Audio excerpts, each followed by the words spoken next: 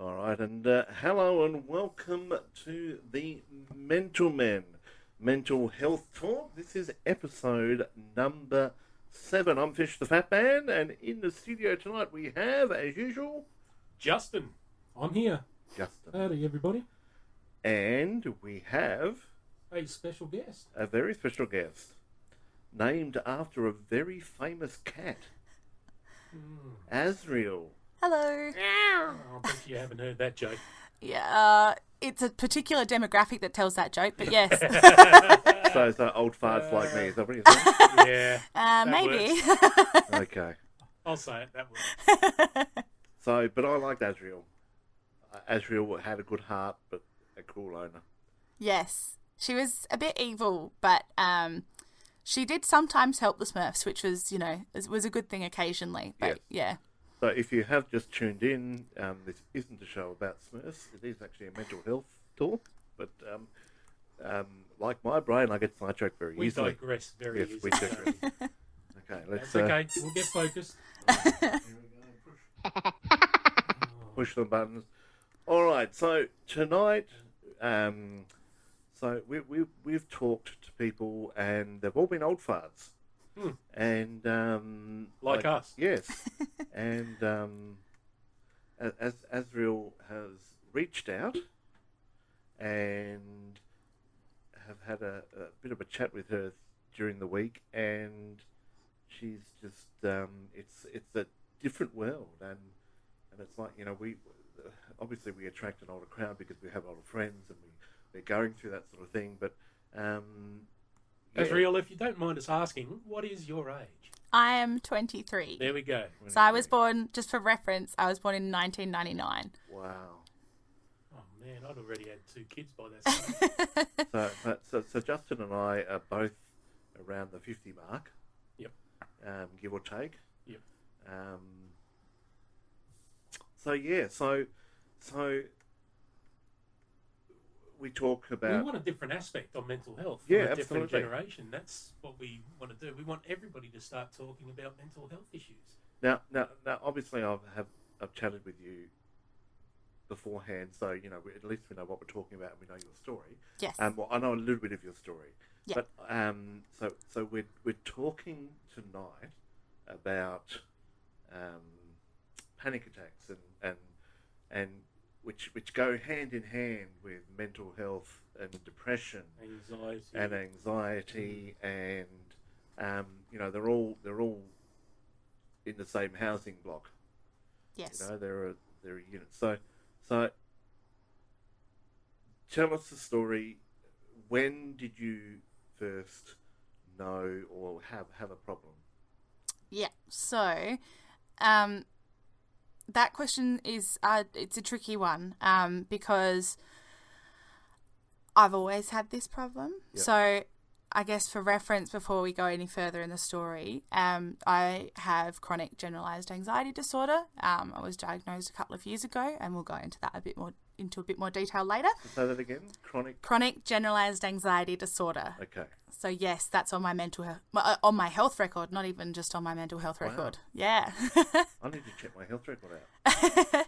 It's a good thing to say. It was a weird thing, but also a very nice thing when I finally saw it on there, because it made it real. Acknowledged. Yeah, very much. Yeah.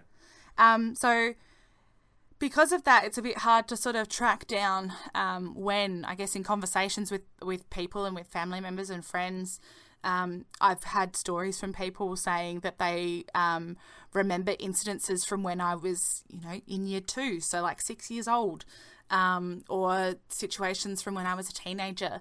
But I started sort of coming to terms with it around at the start of 2019, which was the first time I had a panic attack. So I wasn't in Australia. I had injured myself recently. I had also drunk a little bit, which doesn't help. But I was in a nightclub with a bunch of friends and I wasn't feeling great. Where were you? In Nepal. Nepal. Yeah. Climbing Mount Everest, were you? No, definitely not. But I was in a club just out. No, it was in Pokhara, which is one of the main cities in Nepal. And basically, the world started caving in. So I just felt, I felt like I couldn't breathe. I started hyperventilating. I was crying. I didn't know what to do. And the world just started caving in. And it felt too much. So I had to get out. Have you ever experienced that before? Never. Okay. Never. Not to that extent. And I just had to get out. So I just hightailed it. I ran down the stairs. I tried one door and it didn't work. I went and found another one. I burst the door open and ran out onto the street. Thank goodness there was someone watching me because they thought that there was something wrong happening, who followed out after me. But I just sat on the curb in the middle of a city that I didn't know, nowhere, nowhere near, very long way from Long way home. from the safety of home. Absolutely. And just sitting there on the street corner, trying to bring myself back into check. And luckily for me, there was a friend nearby that sort of had seen a panic attack before and was able to sort of sit with me and just be there and also field other people's questions and sort of move them away. But that was the first time and that was quite scary. But it meant that I could talk to someone about things for a little bit. So we chatted for a while. We're still good friends this day. And that was the first one. I've had a couple in between, but I think the more important one is the worst one I've ever had, which was in January of 2020, actually on New Year's Eve. Yes, it was New Year's Eve because it was before midnight. And somewhat of a similar situation. I'd gone out with my best friend and my boyfriend at the time, and we were in a club. I knew that I wasn't feeling great before we left, but it was New Year's, and of course I wanted to go out. And I remember saying to my best friend in the bathroom that I felt like I was going to have a panic attack. And then we went back out into the dance floor, and I don't remember much more than that. There are little snippets. So I remember sort of being on the dance floor, and then I remember being in an alley. And then I remember just sort of sitting in front of a building on North Terrace watching the fireworks. So that was a pretty scary experience. I did not know what was going on. Right? Yes, yeah, in Australia, in Adelaide on Hindley Street. That was a really scary experience. I did not know what was going on. I don't remember most of it, and I still don't remember any of it. And so the next day, I was debriefing with my boyfriend, and he sort of filled in a lot of those gaps. So what happened was I was on the dance floor and I just started hyperventilating and crying, and my legs gave out. They stopped working. So he sort of grabbed me and we made our way out of the club, and he said to me later that he was a bit worried about the optics of that one because he was taking a very stumbling, crying, hyperventilating girl down the street, and he was worried about what people would have thought on that one. Yeah. I know, yeah. You got to laugh about some parts of Welcome it. So to Rohit. exactly. So then he took me out onto the street. He didn't know what was going on. He sort of figured it was in the realm of a panic attack, but he'd not seen one before, and neither had my best friend. And he just stayed with me for the duration. It lasted about an hour or so, which is on the longer side of a panic attack. But eventually I was able to bring myself back to reality. And that was, sitting out on North Terrace. So from the one that in Nepal to the New Year's Eve one, how long a gap was that? Just under a year. Just under a year. Yeah. Yeah. And so we're talking 2020, 2019. Is it something that happens regularly, or is it under control? So, for me, those panic attacks were particular situations.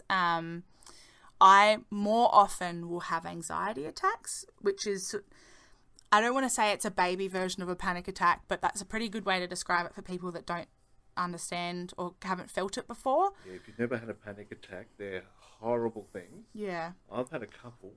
I'm fortunate to say I've only had a couple. Some people suffer from them a lot, but they're not pleasant because you just, it's just like the bomb where you're at, and you've got to get as far away as you can. Yeah. And you're not always able to. No, and they're a very dangerous state to be in as well, because you're very vulnerable. Because often people are not particularly coherent. They're not, they're not in a good spot to help themselves or monitor the situation around them. So it can be, it can be quite dangerous if you're near a road or if you're driving. If you're driving, yes, absolutely. Do you have a trigger? No, not really. Yep. No. So that's, I guess that moves it into that next point. So the next day after this panic attack on New Year's, my boyfriend wouldn't let it go. I was sort of, I was happy to brush it off because I'd sort of had one before. I was like, oh, cool, that happened again. That's not great, but, we move on. And he was very much like, no, this is not normal. That's not okay. We need to get you some help. So he offered to come with me to the GP, but I felt that it was better to do it myself. So I went to the GP, and that's when they started talking about anxiety, and the word clicked in my brain, and it felt right. It was before I had the full diagnosis, but the word just made sense. So when I was in with the GP, I did a test, which is called the DASS-21 test. So it's a DASS-21. Yeah. So it's a test of depression and anxiety levels up against stress. So it's one way that they sort of determine whether a condition is chronic and long-lasting, or if it's based off a particular situation. So they gave me that test. They said, go away, do this test, come back in a couple of weeks, and we'll see where we go from there.